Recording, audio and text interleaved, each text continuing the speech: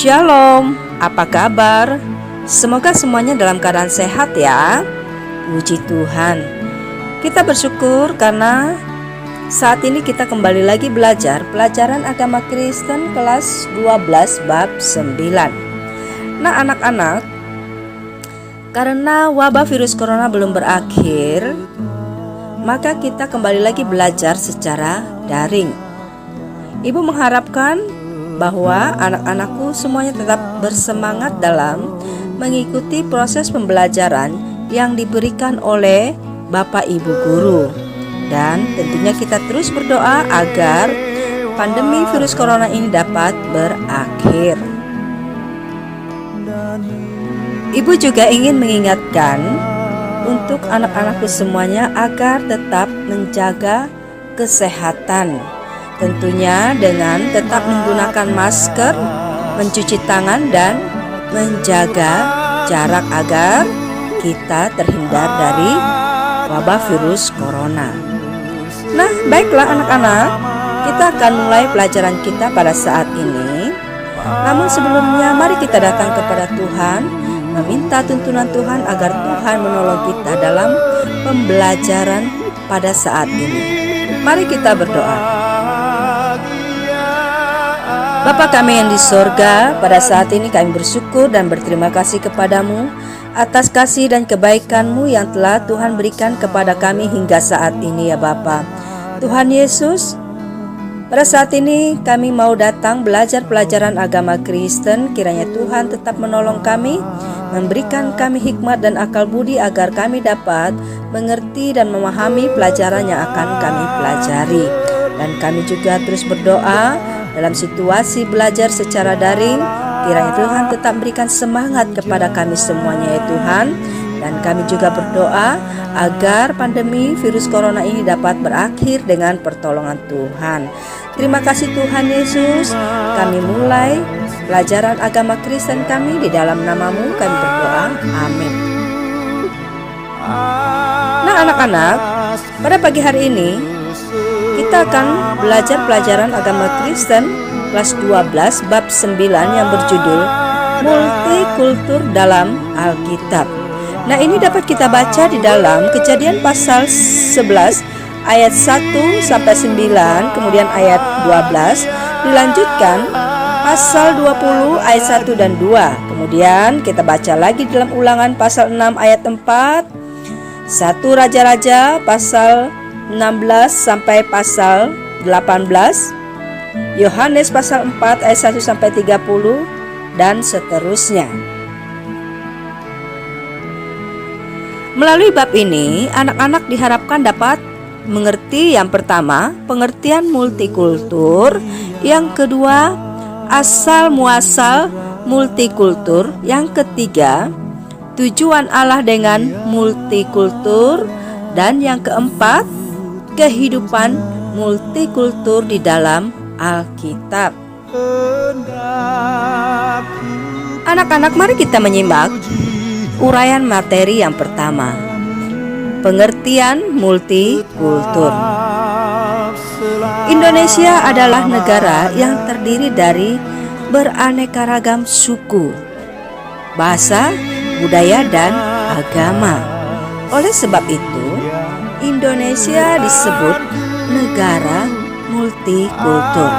Nah, multikultur ini merupakan kebanggaan dan kekayaan sekaligus identitas yang dikaruniakan Tuhan kepada Indonesia. Nah, anak-anak tentu ingat dengan Sumpah Pemuda. Sumpah Pemuda adalah pengakuan kesatuan atas perbedaan. Meskipun memiliki bahasa daerah yang berbeda-beda, perbedaan itu dipersatukan oleh bahasa Indonesia, sehingga suku yang satu dapat berkomunikasi dengan suku yang lain. Nah, pertanyaannya, apa itu multikultur? Multikultur berhubungan dengan kebudayaan dan biasanya dibatasi oleh muatan-muatan nilai dengan kepentingan tertentu. Multikultur Berbeda dengan monokultur yang menghendaki adanya kesatuan budaya dalam arti homogenitas atau menjadi semua budaya sama. Multikultur juga bukan asimilasi atau penyatuan. Sebab asimilasi adalah keinginan untuk menyatukan dua atau lebih kebudayaan dengan cara mengurangi perbedaan-perbedaan sehingga tercipta kebudayaan baru. Multikultur terdiri dari kata multi yang berarti banyak, lebih dari satu. Sedangkan kultur artinya budaya atau kebudayaan. Jadi, multikultur dapat diartikan keragaman atau perbedaan antara suatu kebudayaan dengan kebudayaan yang lain. Nah, masyarakat Indonesia adalah masyarakat yang multi dan sangat kompleks sehingga dapat disebut masyarakat multikultur. Masyarakat multikultur adalah sekelompok manusia yang tinggal dan hidup menetap di suatu tempat yang memiliki kebudayaan dan ciri khas tersendiri dan mampu membedakan antara satu masyarakat dengan masyarakat yang lainnya. Multikulturalisme tidak menghilangkan kemajemukan. Dalam multikulturalisme terkandung unsur untuk bersikap, bertindak, dan bercita-cita mengembangkan semangat kebangsaan yang sama. Nah, anak-anak, dapat disimpulkan multikultur adalah keadaan masyarakat yang beragam dan memiliki banyak perbedaan. Sedangkan multikulturalisme adalah sikap, tindakan, dan cara pandang maupun cita-cita yang mempertahankan keperbedaan tanpa mengabaikan pentingnya kesatuan. Mari kita perhatikan yang kedua, asal muasal multikultur. Kemajemukan dan multikulturalisme bukan sesuatu yang baru ditemukan pada zaman ini, tetapi telah terjadi sejak peristiwa Menara Babel. Anak-anak Nuh mendirikan sebuah kota dengan sebuah menara sampai ke langit. Nah, ini dapat kita baca dalam Kejadian 11 ayat 4. Mereka tidak ingin terserak ke seluruh bumi, tetapi Allah mengacaukan bahasa mereka sehingga mereka tidak mengerti lagi bahasa masing-masing. Kejadian 11 ayat 6. Nah, sejak saat itu mereka diserahkan Tuhan ke seluruh bumi. Kejadian 11 ayat 8. Perbedaan bahasa, letak geografis, tempat tinggal, pola hidup, dan cara pandang menjadi manusia di seluruh bumi hidup dalam perbedaan, sehingga terbentuk kebudayaan, nilai-nilai hidup, dan sistem kehidupan kelompok masyarakat yang tentunya tidak sama di setiap kelompok masyarakat. Jadi peristiwa Menara Babel dapat dijadikan titik tolak terbentuknya suku, bangsa, bahasa, dan budaya yang berbeda-beda. Yang ketiga, tujuan Allah dengan multikultur. Alkitab tidak pernah meniadakan multikultur sebab hal ini merupakan pemberian Allah yang memperkaya kehidupan manusia. Tuhan Yesus bercakap-cakap dengan perempuan Samaria.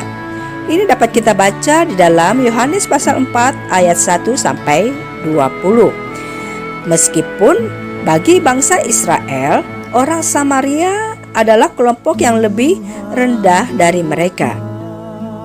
Nah, dalam percakapan tersebut, Tuhan Yesus tidak membicarakan perbedaan budaya atau kesederajatan seperti anggapan bangsa Israel pada umumnya.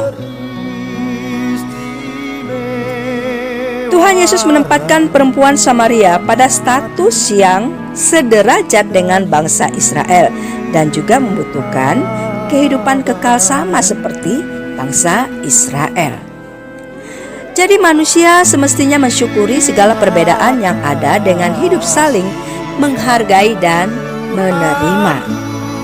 Mensyukuri kehidupan multikultur sebagai pemberian Allah menuntut sikap menempatkan diri sederajat dengan orang lain yang berbeda dengan dirinya, dan menempatkan orang lain sama berartinya dengan dirinya sendiri. Jadi, dengan sikap syukur tersebut, semua perbedaan dapat menjadi kekayaan yang membangun dan menekan semaksimal mungkin timbulnya konflik di antara manusia. Mari kita lihat yang keempat, kehidupan multikultur di dalam Alkitab. Nah, anak-anak, kemajemukan masyarakat seperti ini tentu berkembang dari masa ke masa. Semakin tinggi tingkat kemajemukannya, semakin kompleks perbedaan yang tercipta. Anak-anak tentu ingat cerita tentang Abraham.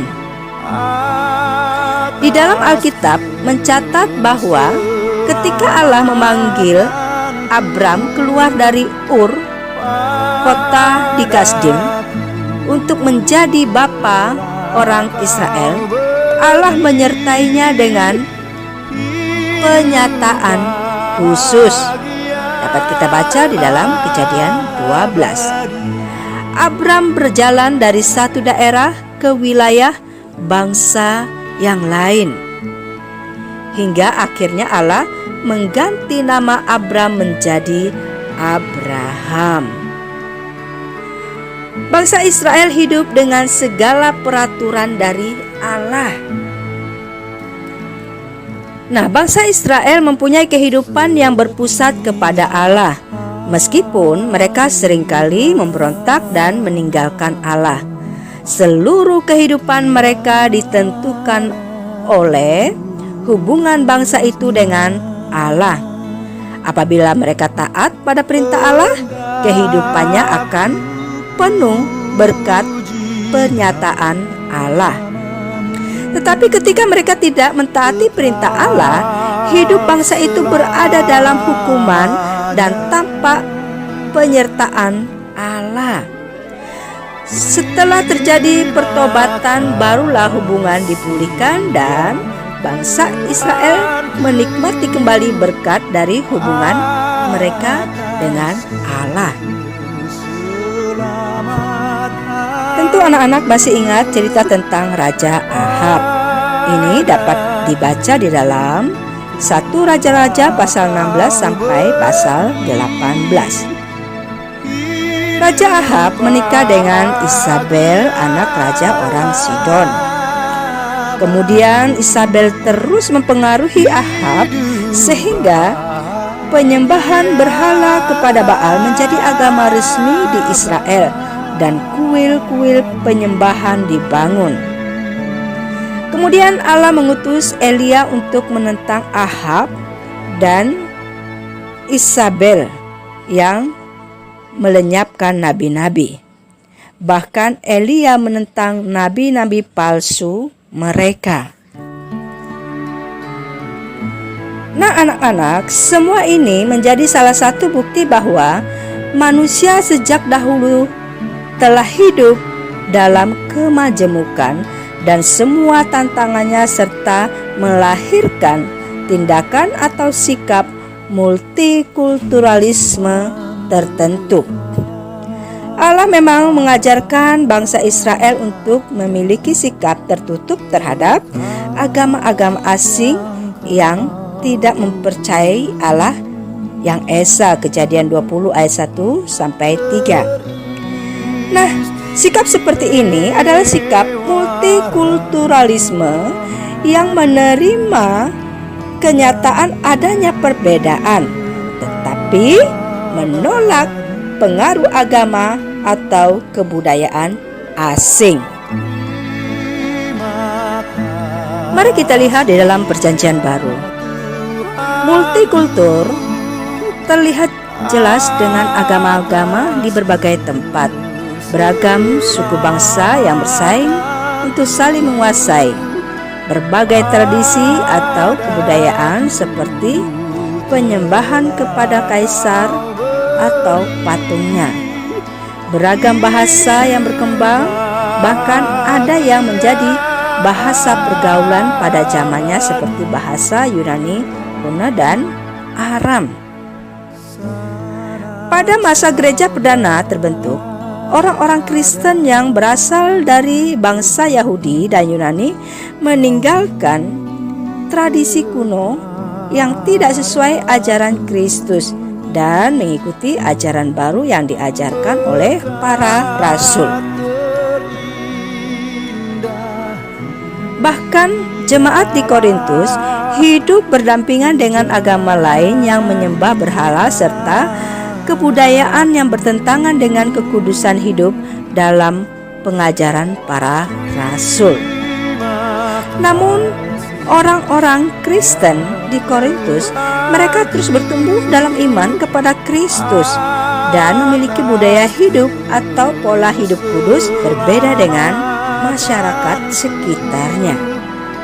Jadi, kemajemukan telah diciptakan dan berkembang sejak zaman Perjanjian Lama dan Perjanjian Baru, lalu berlanjut hingga saat ini. Jadi anak-anak, multikultur tidak dapat ditiadakan sehingga harus disikapi dengan benar agar umat manusia dapat tetap hidup berdampingan dengan damai. Nah anak-anak, melalui pelajaran hari ini kita mengetahui bahwa Allah tidak pernah meniadakan multikultur. Allah hanya ingin agar kita mensyukuri semua perbedaan. Namun hal yang harus kita pahami adalah Allah mengajarkan kepada kita untuk tetap waspada terhadap ajaran yang tidak sesuai dengan firman Tuhan. Namun tetap menerima kenyataan adanya perbedaan dan menghargai perbedaan tersebut. Siapapun yang ada di sekitarmu, apakah mereka berbeda suku, budaya, bahasa denganmu? Dan bagaimana sikap mereka terhadapmu? Allah memberikan multikultur dan mengajarkan manusia untuk saling menerima dan menghargai perbedaan. Maka, lakukanlah dalam pergaulan sehari-hari sebagai wujud ketaatan kepada Allah. Nah anak-anak, pelajaran kita sudah selesai. Dan untuk tugas, Ibu akan berikan tugas yang terdapat di dalam classroom. Tolong dikerjakan. Baiklah, kita mengakhiri pertemuan kita pada hari ini dengan berdoa. Mari kita berdoa. Tuhan Yesus, kami bersyukur kepadamu pada hari ini di mana kami boleh belajar pelajaran agama Kristen tentang multikultur. Biarlah melalui pelajaran ini membuat kami lebih menghargai perbedaan yang ada seperti apa yang Engkau inginkan ya Tuhan. Dan mampukan kami untuk melakukannya di dalam kehidupan kami sehari-hari sebagai wujud ketaatan kami kepadamu. Terima kasih Tuhan Yesus, kami akhiri pembelajaran kami hari ini. Di dalam namamu kami sudah berdoa. Amin. Baiklah anak-anak, pelajaran kita sudah selesai. Ibu ucapkan terima kasih atas perhatian kita semua. Dan harus tetap ingat protokol kesehatan, yaitu memakai masker, mencuci tangan, dan menjaga jarak. Tetap jaga kesehatan dan tetap semangat. Terima kasih. Tuhan Yesus memberkati. Shalom.